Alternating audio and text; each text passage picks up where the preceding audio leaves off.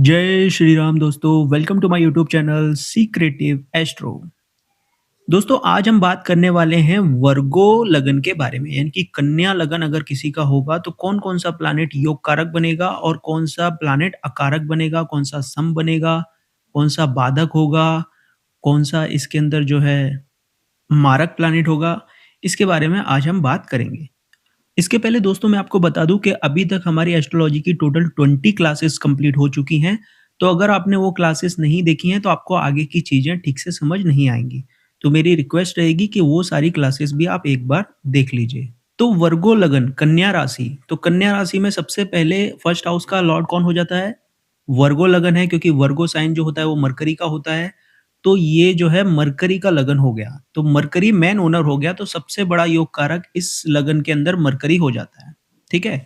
तो मरकरी एक सबसे बेस्ट योग कारक हो गया। यहाँ पे टिक मार दिया हमने कि मरकरी योग कारक है। इसके बाद देखिए 5th हाउस में सैटर्न का साइन आता है।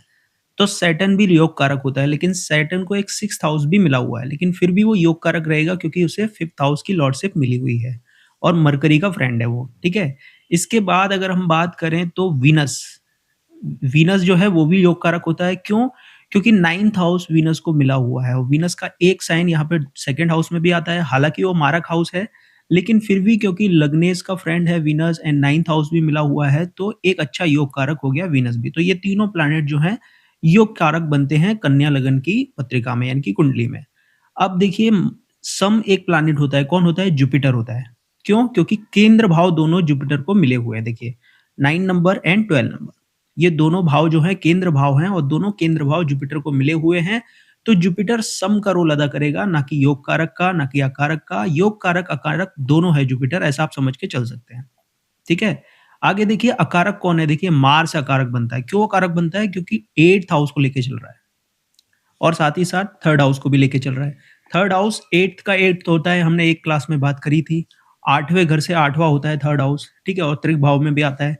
तो ये दोनों थोड़े से नेगेटिव हाउसेस को लेके चल रहा है। 8th हाउस तो मेनली लेके चल रहा है मार्स, तो इसीलिए अकारक हो गया। इस वर्गो लगन की पत्रिका के अंदर मार्स जो है अकारक हो गया। इसके बाद देखिए सन भी अकारक है, क्योंकि 12th हाउस मिला हुआ है सन को।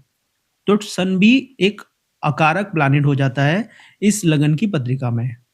इसके बाद मून की अगर हम बात करें तो मून भी अकारक में ही आएगा, क्योंकि जो लग्नेश है, वर्गो लगन का जो लग्नेश है यानी कि मरकरी है, वो मून को अपना एनिमी मानता है।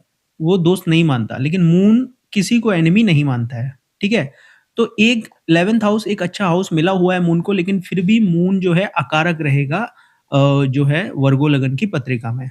आगे बाधक प्लैनेट की अगर हम बात करें तो जुपिटर बाधक भी बनता है। अब क्यों बाधक बनता है जुपिटर? क्योंकि देखिए ये यहाँ पे 6 नंबर साइन है जो कि ड्यूल साइन में आता है। देखिए ड्यूल साइन कौन-कौन से हैं? 3, 6, 9, 12, ठीक है? तो ड्यूल साइन के अंदर जो 7th हाउस होता है वो मारक हो जाता है। सॉरी, वो बाधक हो जाता है। ठीक है? तो देखिए 7th हाउस में किसका राशि है? यहाँ पे जुपिटर का राशि है। तो जुपिटर जो है बाधक भी हो गया और 7th हाउस मिला हुआ है, तो 7th हाउस मारक में भी आता है, तो जुपिटर मारक भी कहलाएगा और बाधक भी कहलाएगा। इसके अलावा आप देखिए 2nd हाउस में वीनस का साइन है, हमने बात करी, तो ये भी मारक है। लेकिन क्योंकि ये भाग्य कारक भी है, 9th हाउस की भी लॉर्डशिप मिली हुई है और योग कारक है इस चार्ट के अकॉर्डिंग, तो उतना खराब नहीं होगा, लेकिन फिर भी मारक का रोल अदा करेगा वीनस। तो दोस्तों ये तो बात हो गई कि कौन-कौन से प्लैनेट को कौन-कौन सा रोल मिला हुआ है वर्गो लगन की पत्रिका के अंदर। लेकिन कोई भी योग कारक है या अकारक है, इसके लिए आपको परेशान होने की ज़रूरत नहीं है, क्योंकि कई बार योग कारक प्लैनेट अकारक का रोल अदा करते हैं और अकारक प्लैनेट योग कारक हो जाते हैं।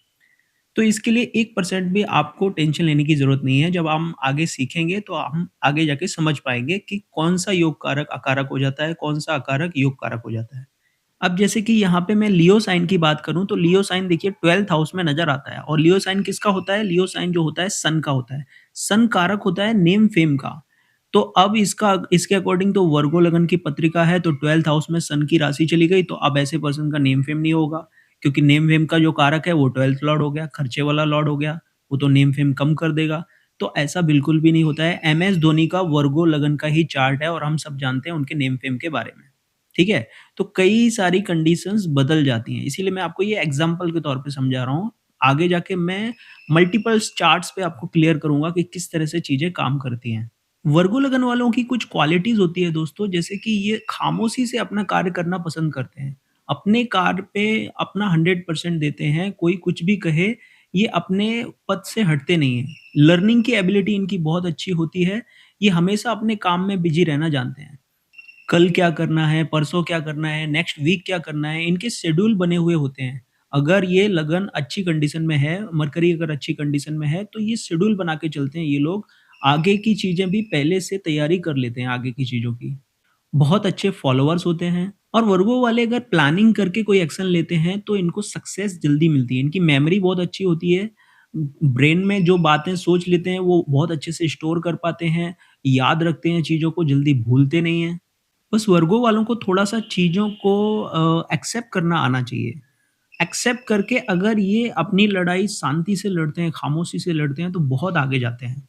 इनको एक्सेप्ट करना आना बहुत ज़रूरी है, वरना वर्गो साइन तो कॉन्फ्लिक्ट्स भी लाता है। तो बहस करने से बचना चाहिए ऐसे लोगों को।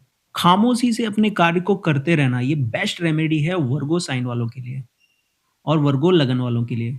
तो दोस्तों आज का मेरा वीडियो अगर आपको पसंद आया हो तो लाइक कीजिए, शेयर कीजिए, सब्सक्राइब कीजिए मेरे चैनल को। Thank you so much. जय श्री राम।